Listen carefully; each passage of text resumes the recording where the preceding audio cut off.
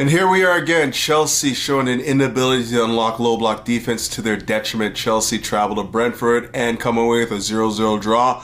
Let's get into it. And blue is the colour. Essien! Drogba! Lampard! That could be the championship!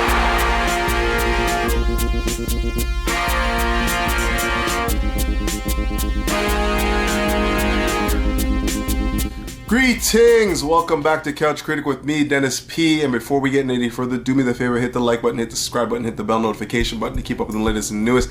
I am going to try and do as many videos as I can for the run-in, just to make sure that we can close out the season well. Hope that Chelsea can close out the season well. Wasn't a very good start today. I mean, clearly, Brentford, that's one team I just hate seeing Chelsea play. They are basically the yin to our yang. Everything that we want to do on the pitch is what they do well defending. You know, they're aggressive, big, strong, want to play a physical brand of football, and then also play a low block, always having 11 men behind the ball. And it's just very, very difficult for Chelsea to break down teams that play that style of football.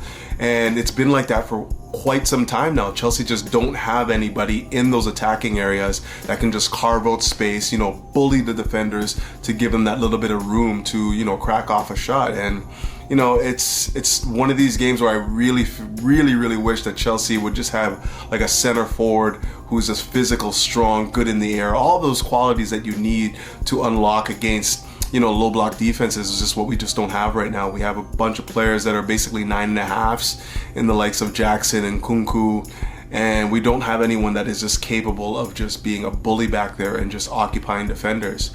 So as a result, Chelsea go into this match against Brentford with Nkunku up front, looking to exploit the space in behind, but I mean, it just did not work at all. Let's just be real.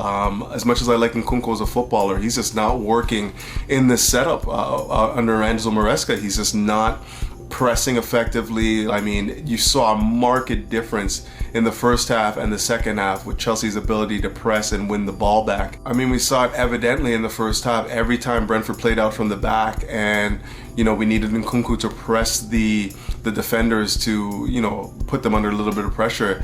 He was just maybe 2-3 steps off the pace and not able to provide the intensity that's needed to produce turnovers.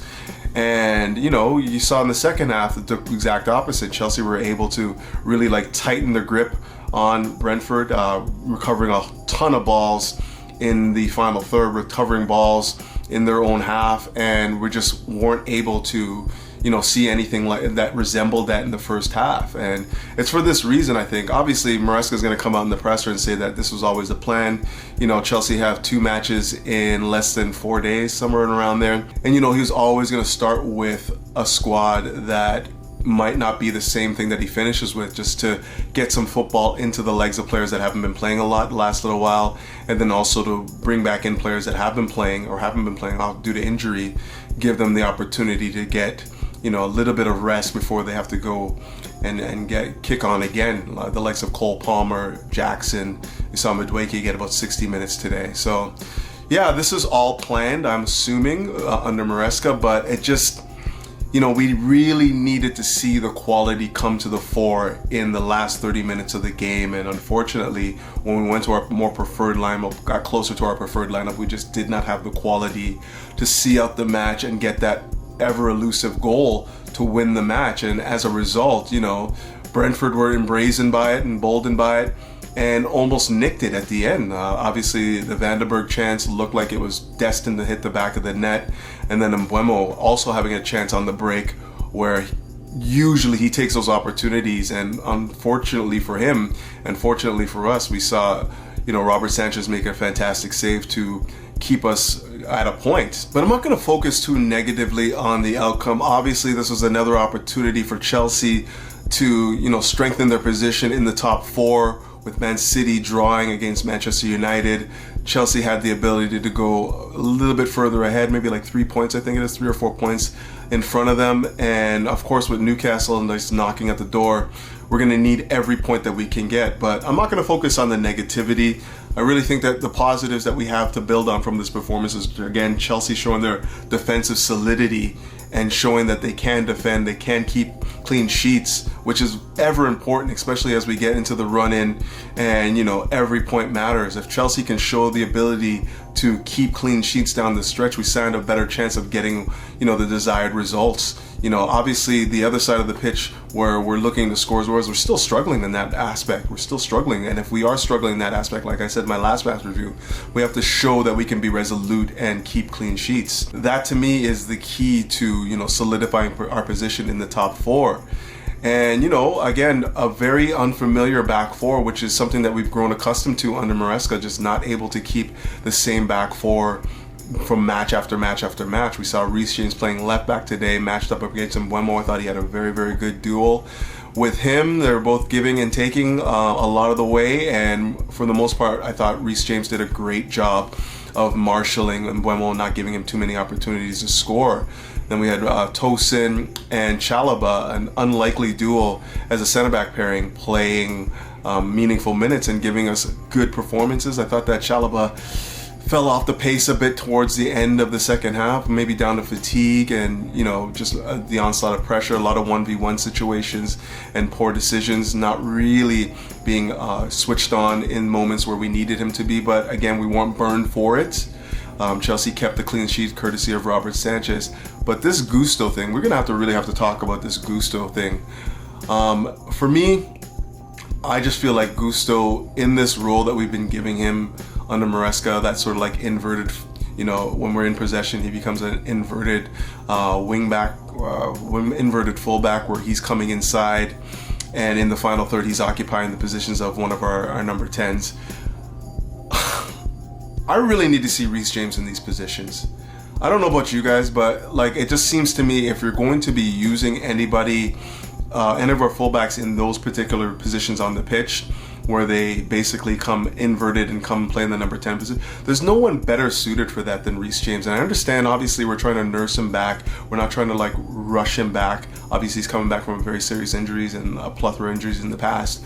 But we're in the run-in now. What are we saving him for at this point in time? This is the role that is tailor-made for him. If you're thinking about inverting a fullback and you want somebody that makes good decisions on the ball, has excellent ball striking ability, has the ability to attack the box, then it's Reece James for me every day of the week. We don't have another fullback that can give us that same sort of impetus in the final third. And it just seems to me like he's being wasted as, the sort of right-sided center back, which obviously he can play. He can give you that role too. He's a complete fullback. But I mean, when you're looking for a goal, you're searching for goals, and you need that last little bit of quality in the final third, and you have Gusto, launching moonshots, wayward passes, giving away the ball, and you have Reece James not seeing as many touches as you'd like to see a guy that's his quality on the ball get.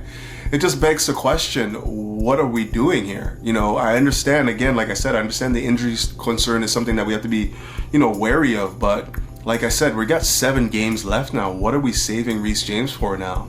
Get him in those positions and let's see what we have, because the alternative is Chelsea just looking completely anemic in that final third. A lot of balls falling to Gusto's feet that just end up killing attacks off. So I'd like to see that going forward. I don't know about you guys, but if you think any differently, just leave it in the comments and we'll have a discussion about it. Now, I know I promised I wasn't going to be focusing too heavily on the negatives, and I've gotten off to a rip-roaring start with my characterization of what we're getting from Gusto, but I'm just going to leave it here. I really think that Chelsea need to look in this offseason at getting a pacey winger who has a little bit of guile and trickery in the final third, because what we're seeing right now from Jadon Sancho is he just can't create space for a shot. He's not able to get the separation. Obviously he's got intelligent feet. He's very good at making those 5 to 6 yard passes inward to an attacker, pinpoint accuracy. But when we need him to be a 1v1 threat, and we need him to be able to get separation from the defender, either via dribbling and then pace, he's not able to provide that, and as a result, he's not able to get into areas where he can let off a shot. And I think CFC Central, Sam pointed out, I was on the London is Blue podcast for the post-match, and he pointed out that I think it's been somewhere in and around 17 games or something in and around there where, Jadon Sancho has not registered a shot on goal. And that to me is a damning stat. We need to get more from our number 7 position, one of the more desired positions in world football, where you see the most quality on lots of teams. We're not getting enough in that position. So as much as I think that the two most pressing concerns for this team is going to be center forward and goalkeeper, center back, those three, I really do think that Chelsea, if they can generate enough income by selling players and whatnot, they really need to address that number 7 position as well, because what we're getting right now, the way football is played right now, the way we want to play, utilizing 1v1 dribblers and having pace to get in and around, defenders, we just don't have anything like that. The closest thing that we had to that was Mudryk, who's obviously not coming back anytime soon, and again, when he got into the final third, wasn't very good anyway. So we really need to look at what we can do in the transfer market to bring in somebody that has the quality and the pace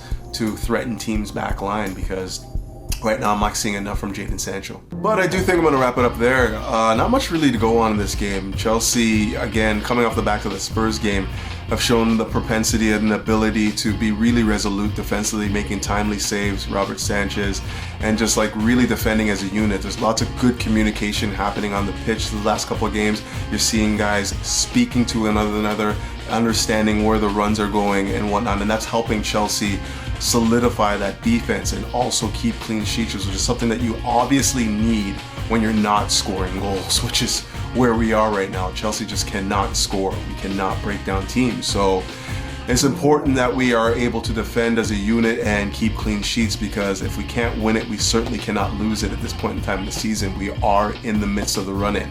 And with that in mind, I can understand why the lineup was shaped the way it was.